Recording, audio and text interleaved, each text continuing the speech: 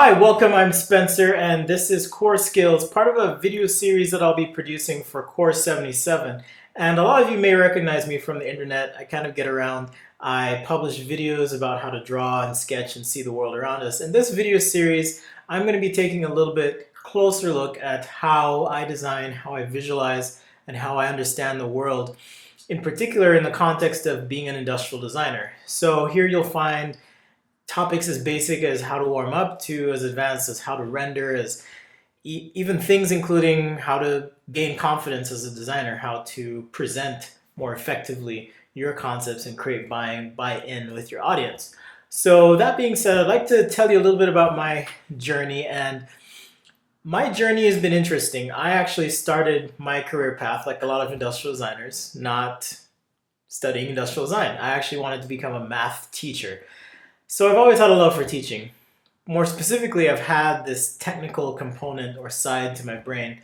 My father, he was actually a chemist, and he painted in his spare time growing up. So I guess you could say I've been exposed to both a technical and artistic activity set from my father at a very young age. That being said, always was curious and always was kind of tinkering, but really enjoyed math and really enjoyed the beauty in math. And I could go off on a tangent about how amazing math is and how it relates to nature and all that good stuff, but more specifically, I'd like to talk about my journey and my transition from math into design. So a friend of mine introduced me to industrial design, and he pretty much changed my life forever, because for the first time in my life, and this was when I started college, I was able to see that I could be artistic, be creative, and also solve challenging problems and create meaningful things and solutions for people's lives. And so I kind of jumped at the opportunity and dove right in. But there was one major problem. And that problem was that I could not draw very well. I'd taken art classes in high school and kind of dabbled here and there, but I hadn't really committed myself to becoming great at communicating visually. Now, when I started college, I interacted with my professor on the first day. And one of the quotes he shared with us goes something like this. It's by Pericles. A man or person who cannot communicate his or her ideas is on the same plane as one who cannot communicate their ideas. And that shook me to my core. I thought, oh my goodness, if I can't communicate my ideas, what's the point? If I can't create buy-in with my audience, what's the point of being a designer? I need some tool to create and to communicate my ideas. So for me at the time, it was sketching. And again, I was not good at sketching. Here you'll see some of my earlier sketches as I talk through this, but frankly, I was not very good. In fact, I was so bad that I was terrified. I really was. But I saw my professor's sketchbook, and I just committed myself to daily, consistent practice. So that's my first tip for you today.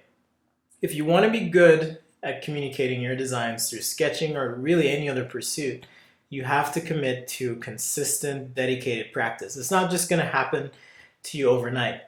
It's actually an interesting process. As I've practiced over the years, I've noticed that if I'm inconsistent, then my skills kind of taper off. But the more consistent I am, the more I experience these periods where I kind of ride this wave of awesome to the next level of skill.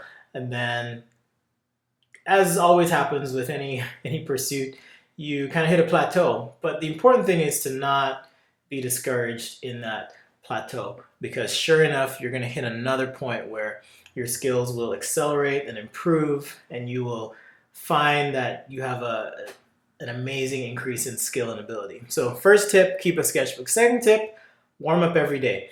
If you're like me and you like to exercise and stay active, it's really important to warm up before you engage in any kind of intense physical activity. And I mean, sketching can get kind of intense if you really get into it. But on a more serious note, it's a good habit to practice some very simple things, because they go a long way to increasing your ability to draw and communicate your ideas. So let's go through these real quick. So the first exercise that I teach and tell everyone to do is to practice drawing a straight line.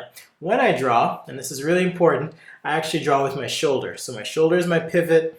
my elbow is a pivot, and I'm locking my wrist. And what that does is it's going to reduce the likelihood that I make a mistake as I draw those lines, okay? Because just my shoulder, my elbow are moving, not my wrist. So let's take a look on the overhead here, and you'll see what I mean. And there's two ways to do this. One is to just simply start drawing straight lines on your pad of paper. The other way is to have points on your paper and try and draw a line between those points. Okay, so this is a fairly common exercise for industrial design sketching or sketching in general if you just want to warm up. When I was a student and I was determined to be really good at drawing, one of the things I really promised myself I would do is to draw a perfect line. That was my challenge. I wanted to draw a perfect line, which now seems really ambitious because it's more about the fluidity of the exercise than it is the accuracy for me at this stage. But it's really important to understand the value of accuracy early on as you're trying to form these mental to muscle connections, right? You're trying to dial in that accuracy so that then you can have fun later on. And we'll get to those ideas in later videos. So the next exercise is drawing a circle, and this is really important. As I draw my circle, I'm doing what's called ghosting over the paper. And that just means that I'm holding my pen in a way that leaves a gap between the paper and the pen. So here you see I'm moving my hand, but there's no circle. And when I'm ready, I can drop that pen and draw a circle. So with this exercise, you can go slow or you can go fast. The goal is to be able to draw some pretty good circles. Now I've done enough of these that I'm fairly comfortable and confident drawing my circles, but you may find that as you start, it really doesn't work this way. So just keep pushing. Sometimes I'll also do some fast circles that aren't so much accurate as they are energetic and quick. Okay, and that's just to warm up my actual shoulder muscles and my arms and to again make that mental connection. So the next exercise is I'm going to draw some ellipses, and there's two ways to do this, but I typically start with straight lines, okay, right across my page here. The first way is to kind of draw your lines and then turn your paper so it's oriented in a way such that you can draw ellipses. Now what I'm going to do for this first set is I'm going to draw ellipses of a lower degree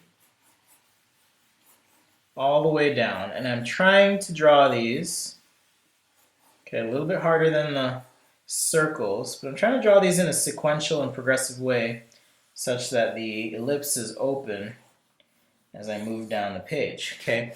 The other way to do this is to take this line and draw the ellipses such that the minor axis of my ellipse right there is collinear with this line that I drew down my page.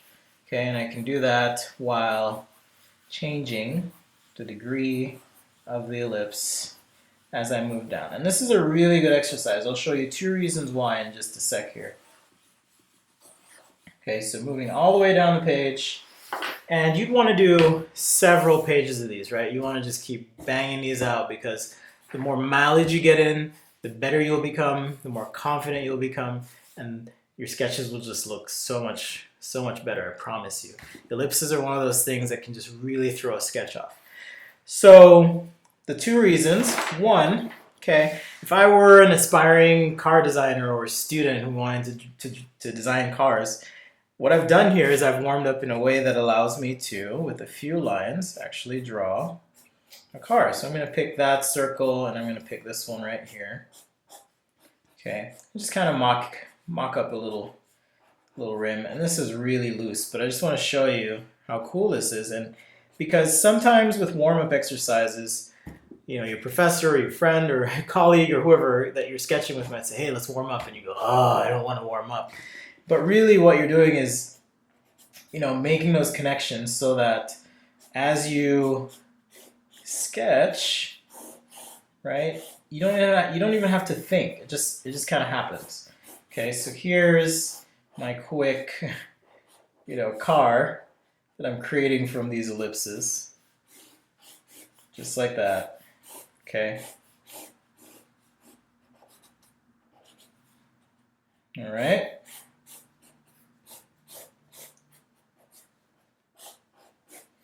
So there's the power of warming up.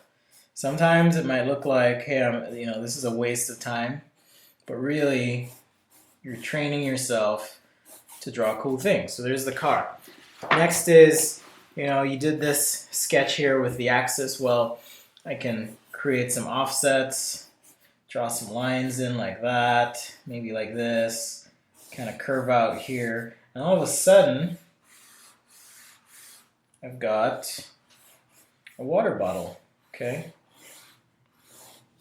And I can sketch another shape here at a different angle, maybe some other detail, but point is, all these warm-up exercises, they are for your benefit, and they do help out. Okay, so that's what I wanted to cover in Coreskills today, this first inaugural episode. You can look for these episodes here on Course 77. Again, these will be different from my typical sketch a day video, which is usually fast and just kind of getting to the point. I'd like to create a narrative around my experiences sketching, learning how to design, how to really see things. Again, because I do rather have a mathematical background, I've had to teach myself to see things in a different way, and that's really going to come to the surface in this series. So I'm really excited for this opportunity, and hopefully you'll tune in again to the next video that we post. Thanks, guys.